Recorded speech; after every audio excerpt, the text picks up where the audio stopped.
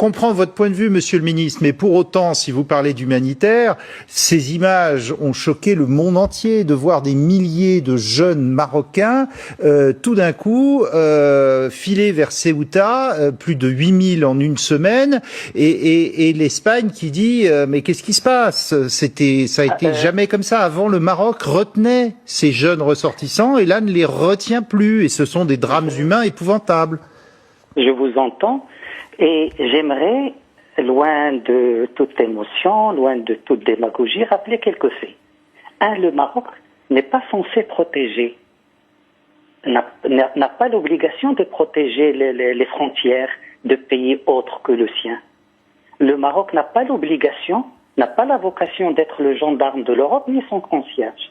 Le Maroc le fait dans le cadre d'un partenariat bien compris entre le Maroc et l'Espagne, entre le Maroc et l'Europe. Le Maroc le fait en partenaire. Si les fondements de ce partenariat ne sont pas respectés, il faut demander à l'Espagne, pays européen, est-ce qu'il a consulté l'Europe avant d'agir contre les intérêts de ce partenaire. Il faut demander à l'Espagne pourquoi il a agi de manière frauduleuse par rapport à un criminel de guerre dont il connaît par rapport à un sujet important pour le Maroc et les Marocains. L'Espagne n'a pas consulté l'Europe pour créer la crise.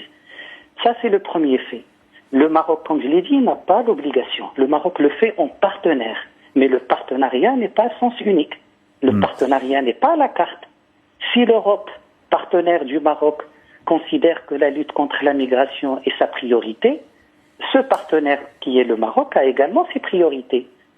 Est-ce que le partenariat, c'est qu'on demande au Maroc de respecter sa part du partenariat, mais qu'on se permet d'agir par rapport à ses intérêts fondamentaux? Monsieur le ministre, ce n'est pas non plus une bonne image, pardonnez-moi, pour le Maroc, que de voir ces milliers de jeunes Marocains vouloir quitter le pays pour essayer de gagner l'Europe à tout prix, et de voir ces sauveteurs espagnols sauver des eaux, un bébé, un autre jeune Marocain qui pleure dans les bras d'une sauveteuse de la Croix-Rouge. C'est pas forcément une bonne image pour le Royaume.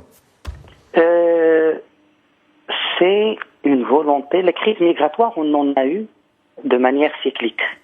Ce qu'il y a cette fois-ci, c'est qu'il y a un contexte où on a voulu surdimensionner tout ça pour détourner l'attention sur le problème réel.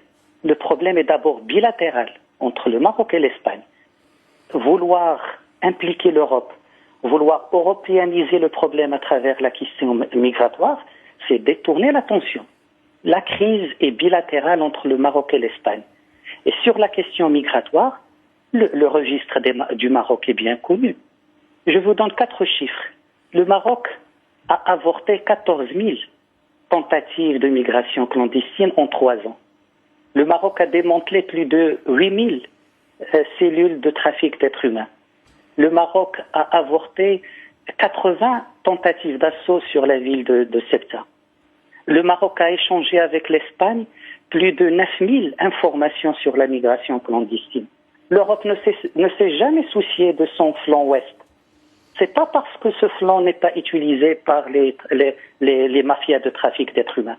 C'est parce qu'un pays a mobilisé 20 000 de ses forces de sécurité quotidiennement qui protègent ses côtes. Bon.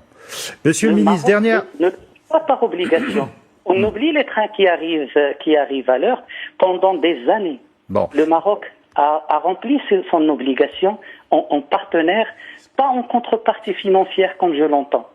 Dernière question, monsieur. Rien de l'Europe. Monsieur le ministre, dernière question. Si l'Espagne renvoie ce dirigeant du Polisario, apparemment il se porte de mieux en mieux, il souffrait du Covid, cette immigration des jeunes Marocains vers Ceuta s'arrêtera du jour au lendemain? L'Espagne se trompe s'il pense qu'en renvoyant ce monsieur, surtout avec les mêmes procédés, que le problème va être résolu. Au contraire, ça veut dire que l'Espagne aurait fait un choix contre les intérêts du Maroc. L'Espagne aurait fait un choix contre ses propres citoyens victimes de ce criminel. Le Maroc en tirera les conséquences. Pour le Maroc, l'Espagne a créé une crise par des actes. L'Espagne, par les actes encore, doit résoudre cette crise. Mais on en sort comment de cette crise, monsieur le ministre, alors? c'est à l'Espagne de trouver la solution. On ne peut pas manigancer le soir derrière le dos du partenaire et lui demander le lendemain d'être loyal sur les priorités de l'Espagne et de l'Europe. Et je pense que le Maroc est satisfait de sa relation avec l'Union européenne. Le Maroc n'a pas de problème avec l'Union européenne. Le Maroc a un problème avec l'Espagne et par rapport à un sujet particulier créé par l'Espagne sans impliquer l'Europe. Et je